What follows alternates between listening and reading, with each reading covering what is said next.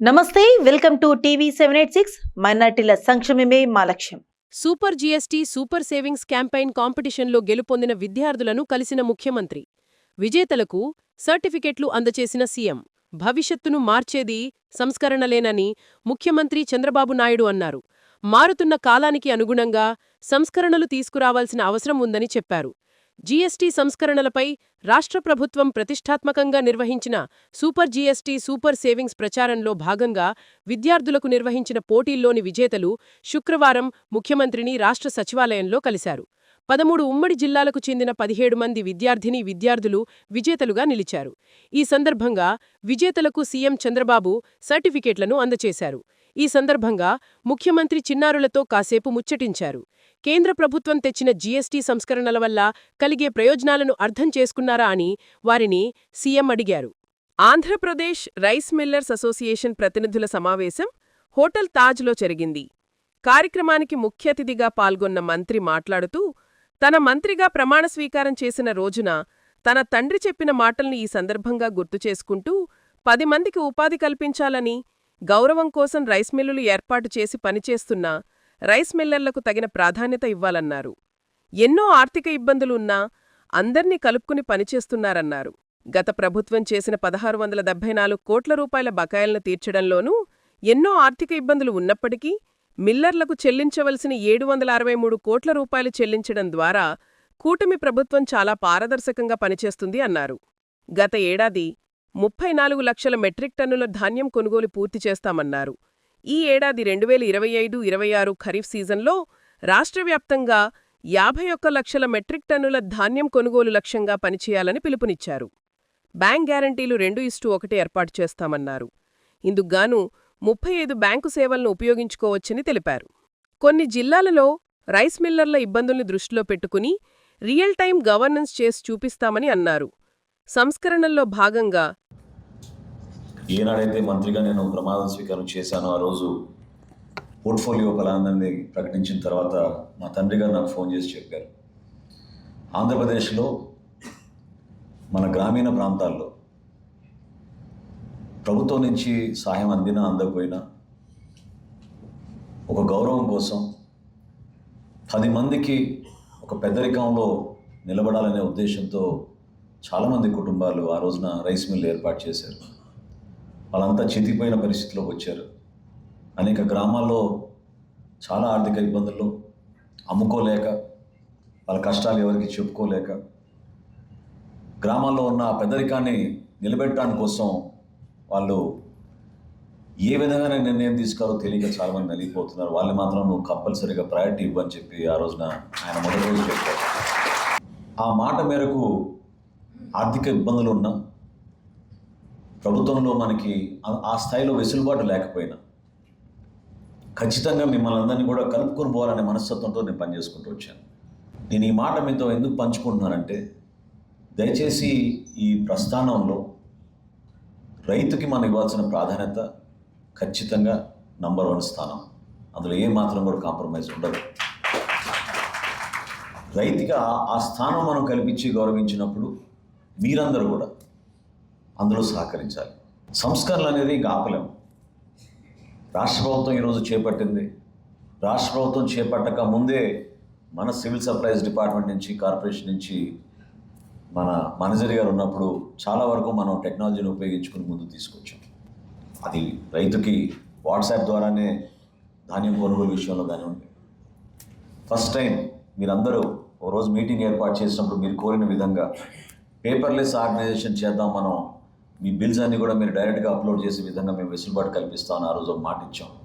ఎందుకంటే కట్టలు మీరు మోసుకొచ్చి మన కార్పొరేషన్ ఆఫీస్లో కానూరులో తిరగాల్సిన పరిస్థితి మీకు రాకూడదని ఆ రోజు ఆ నిర్ణయం తీసుకుని, ఆ వ్యవస్థలో భాగంగా మీకు కష్టాలున్నా నష్టాలున్నా మీ సమస్య ఏంటో తెలుసుకొని పరిష్కరించడానికి ఎప్పుడు సిద్ధంగా ఉంటాను. నేనే కాదు, మన డిపార్ట్మెంట్ నుంచి ప్రతి ఒక్కరూ కూడా ఆ విధంగానే ఆలోచిస్తున్నాం. లేదా కొంతమంది ఎవరన్నా నా పేరు వాడుతుంటే మాత్రం దయచేసి అటువంటి మాత్రం మీరు నమ్మబాకండి. ఎట్టి పరిస్థితిలో ఒక ప్రాపర్ సిస్టంలో పనిచేయాలి. ఆ పనిచేసే విధానం చాలా పారదర్శకంగా అందరికీ తెలిసే విధంగానే మేము పనిచేస్తాం తప్ప ఎవరికి కూడా ప్రత్యేకంగా దాంట్లో డీవియేషన్లు చేసి ముందుకెళ్లాల్సిన అవసరం ఉండకూడదని నేను భావిస్తున్నాను. దయచేసి ఒక కోహెసివ్గా ఒక టీమ్గా మనం పనిచేసుకుంటూ ముందుకెళ్తేనే మనం ఇది సాధించగలుగుతాం. ఈ తక్కువ సమయంలో మీరందరూ కూడా రాష్ట్ర వ్యాప్తంగా వచ్చారు. మనస్ఫూర్తిగా దానికి ధన్యవాదాలు. ఎందుకంటే రేపటి రోజున మాకు స్టేట్ లెవెల్ కాన్ఫరెన్స్ ప్రారంభించుకోబోతున్నాం. సంతకాల ప్రజా ఉద్యమానికి అపూర్వ స్పందన. మెడికల్ కాలేజీల ప్రైవేటీకరణను నిరసనిస్తూ వైఎస్ఆర్సీపీ ఆధ్వర్యంలో రాష్ట్రంలో నిర్వహిస్తున్న కోటి సంతకాల ప్రజా ఉద్యమ కార్యక్రమానికి అపూర్వ స్పందన లభిస్తోందని ఎన్టీఆర్ జిల్లా వైఎస్ఆర్సీపీ అధ్యక్షుడు దేవినేని అవినాష్ అన్నారు. విజయవాడ తూర్పు నియోజకవర్గం 22 డివిజన్ కృష్ణాలంక భ్రమరాంబపురంలో జరిగిన వైఎస్ఆర్సీపీ కోటి సంతకాల ప్రజా ఉద్యమ కార్యక్రమంలో ఆయన పాల్గొన్నారు. ఈ సందర్భంగా దేవినేని అవినాష్ అన్నారు, పేద మధ్యతరగతి వర్గాల విద్యార్థుల కోసం 20 మెడికల్ కాలేజీలను జగన్ ప్రభుత్వం రాష్ట్రానికి తీసుకువచ్చిందన్నారు. ఆ కాలేజీలను ప్రస్తుత టీడీపీ కూటమి ప్రభుత్వం ప్రైవేటు పరం చేయాలని చూస్తోందన్నారు. పేద వర్గాలకు చెందిన విద్యార్థులకు వైద్య విద్యను టీడీపీ ప్రభుత్వం దూరం చేయాలని కుట్ర చేస్తోందన్నారు. టీడీపీ ప్రభుత్వం లోకేష్కు చెందిన బంధువులకు మెడికల్ కాలేజీలను అప్పగించాలని చూస్తోందని, వైద్య కాలేజీల ప్రైవేటీకరణకు వ్యతిరేకంగా కోటి సంతకాల ప్రజా ఉద్యమానికి వైఎస్ఆర్సీపీ శ్రీకారం చుట్టిందని వివరించారు. ఎన్టీఆర్ జిల్లాలో ఈ నెల 10వ తేదీ నుంచి రచ్చబండ కార్యక్రమం సంతకాల సేకరణ మొదలైంది. ప్రజల నుంచి సంతకాలు సేకరించటమే కాకుండా జగన్ ప్రభుత్వం చేసిన మంచి కార్యక్రమాలు ప్రజలకు వివరిస్తున్నామని చెప్పారు.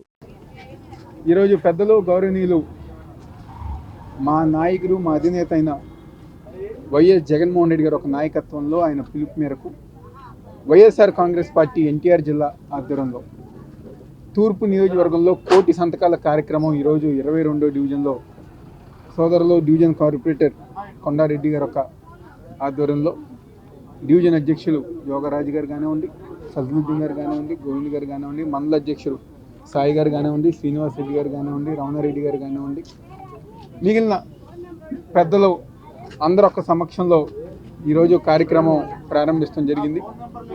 దాదాపుగా వందలాది మంది మహిళలు కానివ్వండి, యువకులు కానివ్వండి ఈరోజు ఈ కార్యక్రమంలో పాల్గొంది. మా భవిష్యత్తు కోసం, మా పిల్లల భవిష్యత్తు కోసం జగన్మోహన్ రెడ్డి గారు 17 మెడికల్ కాలేజీలు నిర్మిస్తే ఈరోజు కూటమి ప్రభుత్వం చంద్రబాబు నాయకత్వంలో పవన్ కళ్యాణ్ కానివ్వండి, బీజేపీ కానివ్వండి, వీళ్ళు ముగ్గురు గారు కలిసి మా కోసం జగన్మోహన్ రెడ్డి గారు నిర్మించిన మెడికల్ కాలేజీని ఈరోజు ప్రైవేట్ వ్యక్తుల చేతిలో పెట్టి మాకు మెడికల్ కాలేజీ మా పిల్లలకి డాక్టర్ చదువులను దూరం చేసే విధంగా ఈరోజు ముందుకెళ్తున్నారని చెప్పని వాళ్ళందరూ గారు మాకు మద్దతుగా ఈ కార్యక్రమాన్ని జయప్రదం చేయాలి, ఈ కార్యక్రమాన్ని మద్దతుగా ఉండాలి అని చెప్పని ఈరోజు మహిళలు, పెద్దవాళ్ళందరూ గారు ఈరోజు సంతకాల సేకరణ కార్యక్రమాలు పాల్గొంచుకోవడం జరిగింది.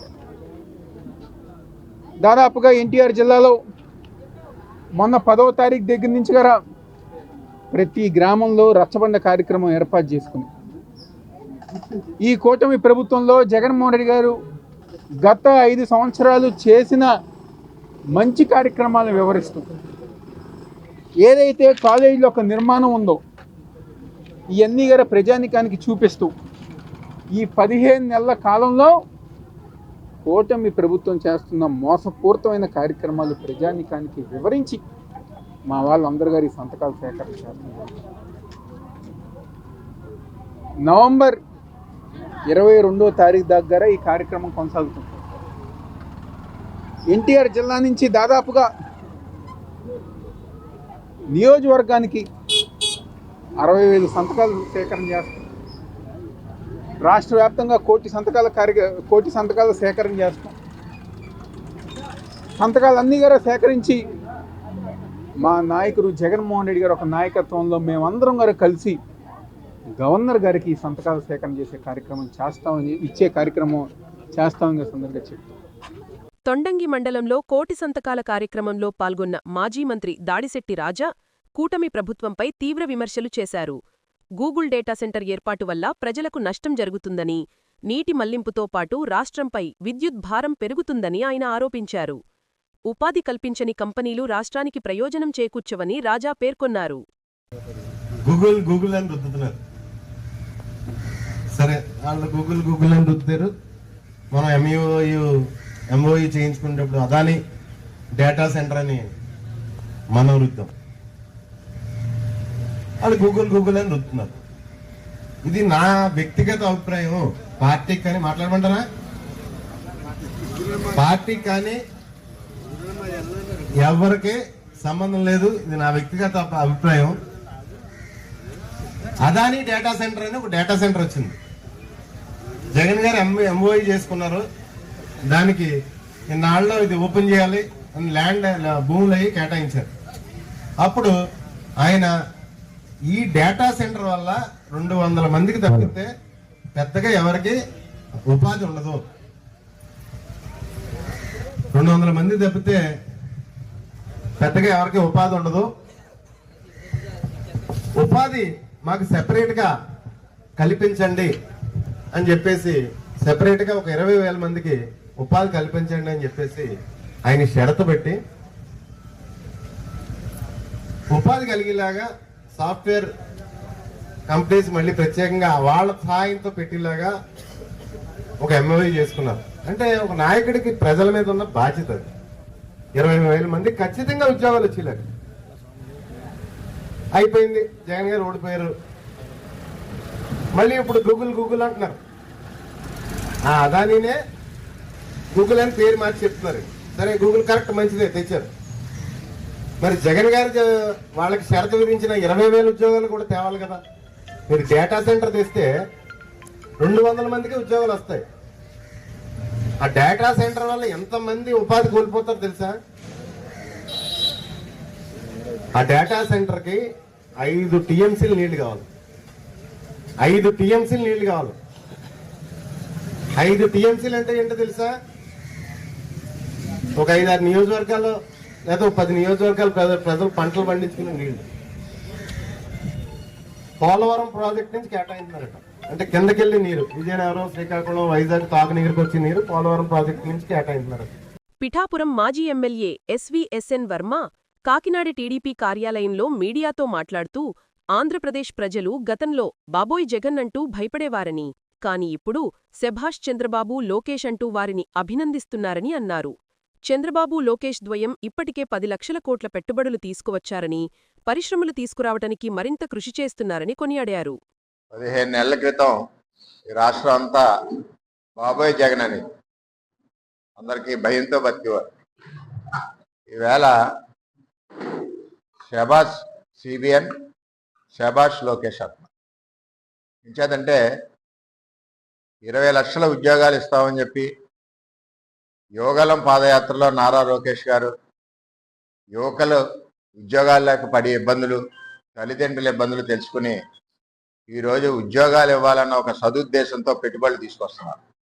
ఇప్పటికి 10 లక్షల కోట్ల రూపాయలు పెట్టుబడులు వచ్చినాయి వివిధ ప్రాంతాల్లో ఆంధ్రప్రదేశ్లో. అన్నిటికంటే గర్వకారణం ఏంటంటే గూగుల్కి సంబంధించి 1,36,000 కోట్ల పెట్టుబడి, మరి 1,88,000 నిరుద్యోగులకు ఉద్యోగాలు ఇవ్వడం అంటే ఒక సామాన్యమైన విషయం కాదు.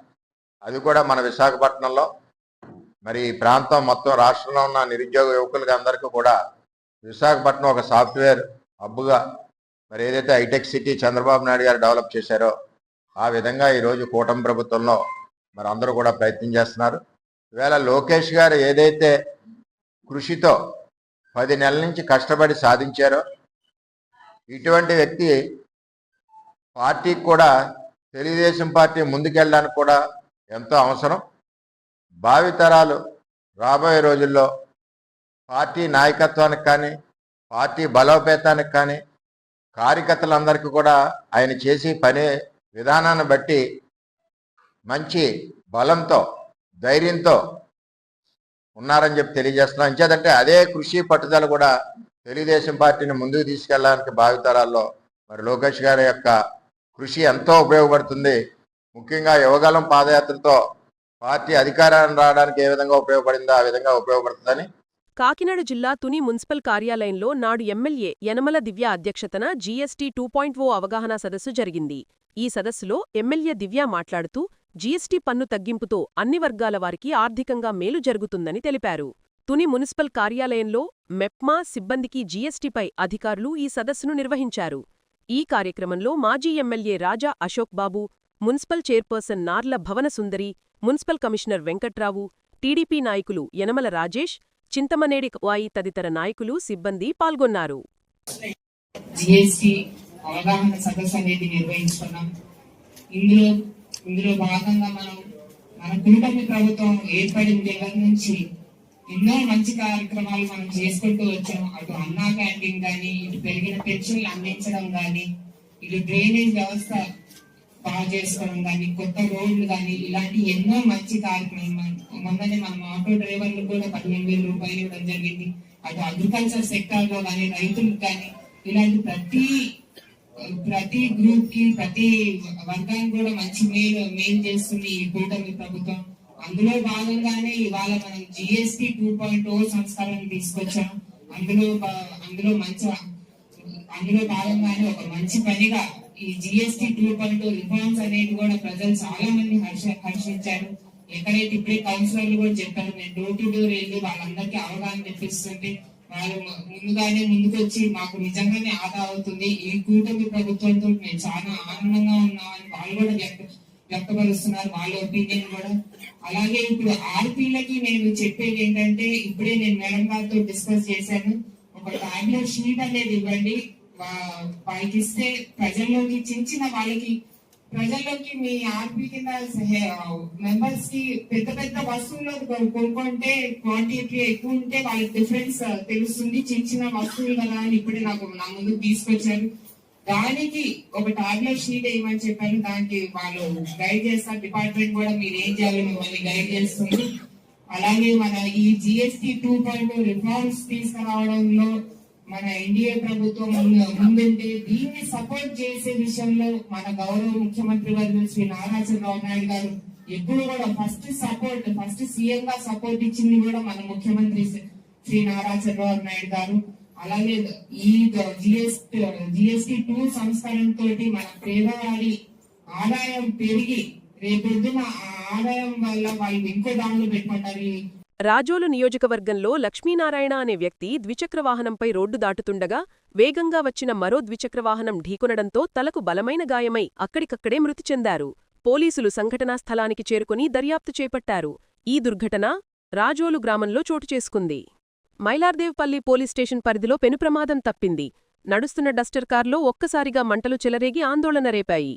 సమయస్ఫూర్తితో డ్రైవర్ వెంటనే కారును పక్కకు ఆపి బయటకు దూకడంతో ప్రాణాపాయం తప్పింది.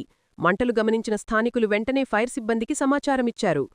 అగ్నిమాపక సిబ్బంది వెంటనే చేరుకొని మంటలను ఆర్పివేశారు. ప్రమాదంపై కేసు నమోదు చేసిన పోలీసులు దర్యాప్తు చేస్తున్నారు. మానకొండూరు ఎమ్మెల్యే డాక్టర్ కవ్వంపల్లి సత్యనారాయణ పట్ల మాజీ ఎమ్మెల్యే రసమై బాలకిషన్ చేసిన అనుచిత వ్యాఖ్యలపై కాంగ్రెస్ శ్రేణులు ఆందోళనకు దిగాయి. రసమై తీరును నిరసిస్తూ మానకొండూరు నియోజకవర్గంతో పాటు కరీంనగర్లో కాంగ్రెస్ కార్యకర్తలు ఆందోళనకు దిగి రసమై దిష్టిబొమ్మలు దహనం చేశారు. రసమైకి వ్యతిరేకంగా నినాదాలు చేశారు. ఎమ్మెల్యే పట్ల చేసిన వ్యాఖ్యలను వెంటనే వెనక్కు తీసుకుని బేషరతుగా క్షమాపణ చెప్పాలని డిమాండ్ చేశారు. లేనిచో తీవ్ర పరిణామాలు ఉంటాయని హెచ్చరించారు. రసమై బ్లాక్మెయిలర్ అని, కేసీఆర్ను బ్లాక్మెయిల్ చేసిన చరిత్ర రసమైది అని విమర్శించారు. మరోసారి కవ్వంపల్లిని విమర్శిస్తే బట్టలూడదీసి కొడతామని, భౌతిక దాడులు తప్పవని హెచ్చరించారు. దిష్టిబొమ్మ దహనమనంతరం వ్యక్తిగత దూషణలతో ఎమ్మెల్యే పట్ల అనుచిత వ్యాఖ్యలు చేసిన రసమైపై చర్యలు తీసుకోవాలని సిపి గౌస్ ఆలంకు వినతిపత్రం సమర్పించారు. ఈ కార్యక్రమంలో పీసీసీ కార్యదర్శి అంజన్ కుమార్ నాయకులు అరుణ్, ఎండీ తాజ్ మోసిన్ తదితర నాయకులు సిబ్బంది పాల్గొన్నారు. ఛత్తీస్గఢ్లోని బస్తర్ ప్రాంతంలో మావోయిస్టు చరిత్రలో అతిపెద్ద లొంగుబాటు ఘటన జరిగింది. మావోయిస్టు పార్టీ కేంద్ర కమిటీ సభ్యుడు తక్కళ్లపల్లి వాసుదేవరావు అలియాస్ రూపేష్ ఆసన్న, మ్యాడ్ డివిజన్ కార్యదర్శి Ranita, 2 Dandakaranya special zonal committee DKSZC సభ్యులు సహా మొత్తం 208 మంది మావోయిస్టులు లొంగిపోయారు. ఈ లొంగుబాటు మావోయిస్టు పార్టీకి తీవ్రమైన దెబ్బగా మారింది. ముఖ్యంగా మ్యాడ్ ఏరియా పూర్తిగా ఖాళీ అయింది. ఏలూరు జిల్లా జంగారెడ్డిగూడెం పోలీస్ పరిధిలో డ్రోన్ కెమెరాల సహాయంతో బహిరంగ ప్రదేశాల్లో మద్యం సేవిస్తున్న వారిని పోలీసులు గుర్తించి చర్యలు తీసుకున్నారు. పబ్లిక్ ప్రదేశాల్లో మద్యం సేవించడం చట్టవిరుద్ధమని, సామాజిక శాంతి మరియు భద్రత కోసం అందరూ చట్టాలను పాటించాలని పోలీసులు హెచ్చరించారు. పేలిన ప్రైవేట్ ట్రావెల్స్ బస్సు టైర్ పేలడంతో బస్సులో ఒక్కసారిగా చెలరేగిన మంటలు వెంటనే అప్రమత్తమై ప్రయాణికులు కిందకి దింపడంతో సురక్షితంగా బయటపడ్డ 29 మంది ప్రయాణికులు. ప్రతి సంవత్సరం నిర్వాహకులు ఇక నుండి ఇక్కడ పెట్టమని అధికారులకు తెలుపుతూ మభ్యపెడుతున్నారు. అధికారులు బదిలీలపరి వెళ్లడంతో నిర్వాహకుల ఆటలు సాగుతున్నాయి. అంతేకాకుండా నిర్వాహకులు లారీ అసోసియేషన్ ప్రాంగణాలు ఏర్పాటు చేయడానికి దుకాణాలదారుల మధ్య వేలంపాటలు నిర్వహిస్తూ డబ్బులు వసూలు చేస్తున్నారు. వసూలు చేసిన డబ్బులను నిర్వహణకు అధికారులకు ఇవ్వవలసి ఉంటుందని బహిరంగంగానే తెలుపుతున్నారు. దీంతో అధికారులు మామూలుగా తీసుకుంటూ దుకాణాల ఏర్పాటుకు పర్మిషన్లిస్తున్నారని ప్రజలు బహిరంగంగా ఆరోపిస్తున్నారు. నియోజకవర్గంలో పర్మనెంట్ షాపులు 3 ఉండగా వాటిలో కొన్ని షాపులకు పర్మిషన్ రెన్యువల్ చేసుకోవలసి ఉండగా ఇప్పటివరకు కొన్ని షాపులు రెన్యువల్ చేసుకోలేదని తెలుస్తోంది. పర్మనెంట్ షాపుల్లో ఉండాల్సిన దానికంటే అధిక మొత్తంలో బాణాసంచ నిలవ ఉంచినట్లు తెలుస్తోంది. ఇప్పటికైనా అధికారులు స్పందించి పట్టణంలోని లారీ ఓనర్స్ అసోసియేషన్ ప్రాంగణంలో కాకుండా ఊరు బయట ఉన్న మార్కెట్ యార్డులో పెడితే ప్రభుత్వానికి ఆదాయంతో పాటు ప్రజలకు భద్రత ఉంటుందని స్థానికులు తెలుపుతున్నారు. ఇవి ఇప్పుడు అప్డేట్స్. మరిన్ని అప్డేట్స్ కోసం స్టే ట్యూన్డ్ విత్ TV 786.